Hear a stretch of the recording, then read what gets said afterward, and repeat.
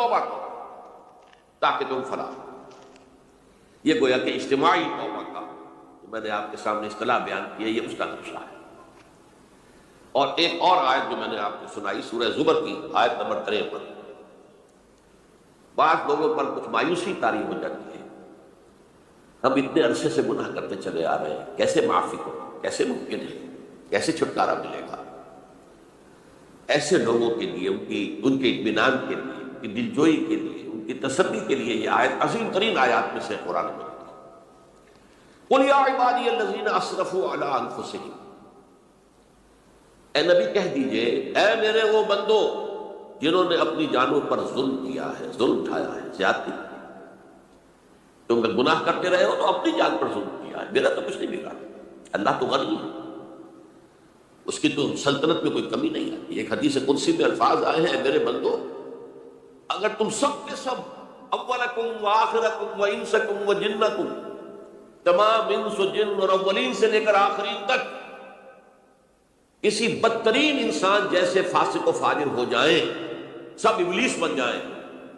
تب بھی میری سلطنت میں کوئی کمی نہیں ہوگی۔ اور اگر تم سب کے سب اولین و آخرین اور انس اور جن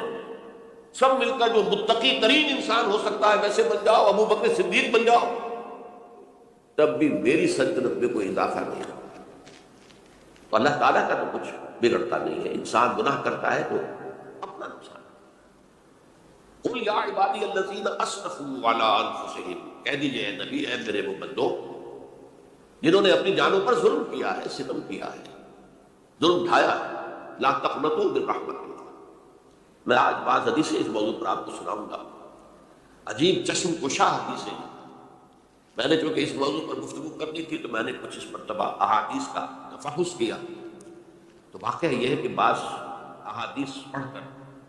خود میری جو ہے میرے علم میں اضافہ ہوا، ادھر میری توجہ آج تک نہیں گئی تھی۔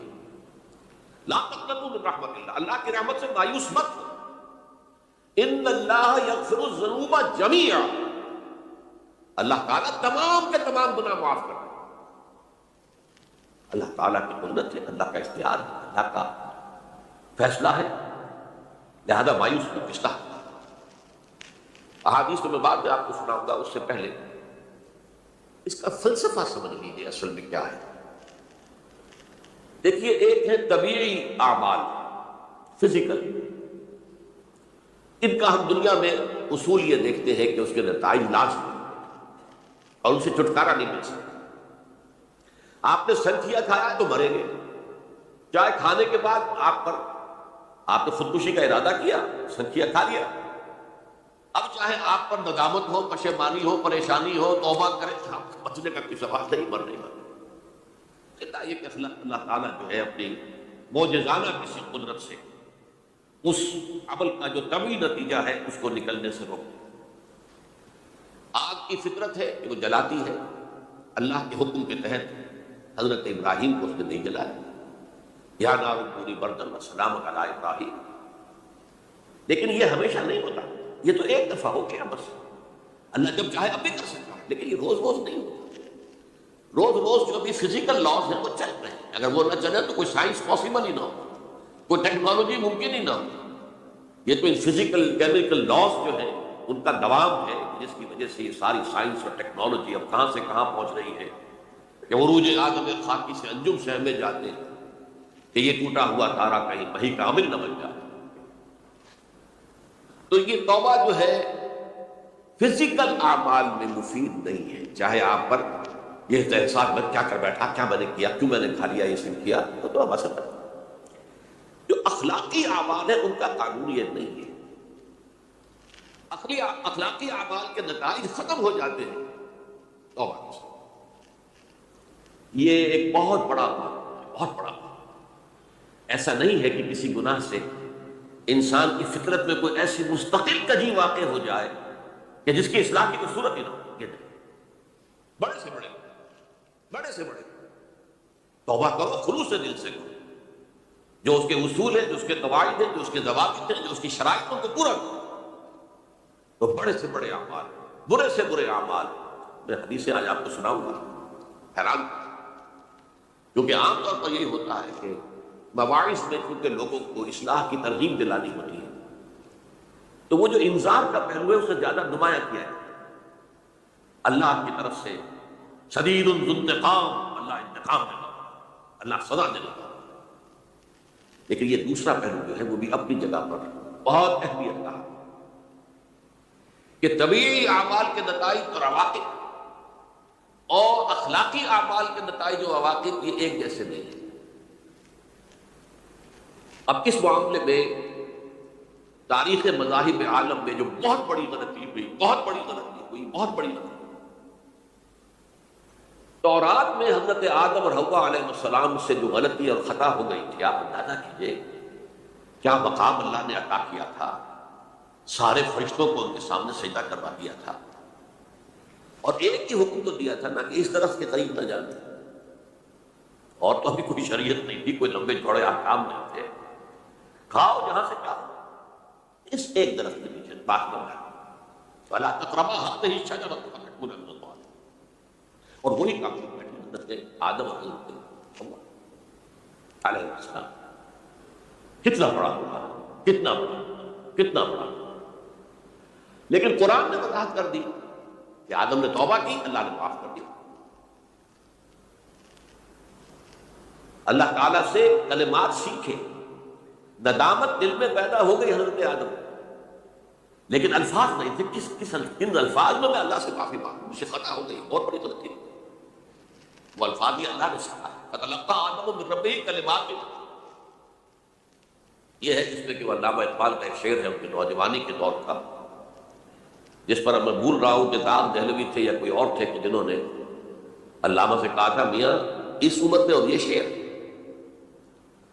اس بڑی محفل میں بات آئی تھی کہ موتی سمجھ کے شان کریمی نے چن لیے قطرے جو تھے میرے عرق انفعال، انفعال کہتے ہیں عربی میں پشیمانی، شرمندگی،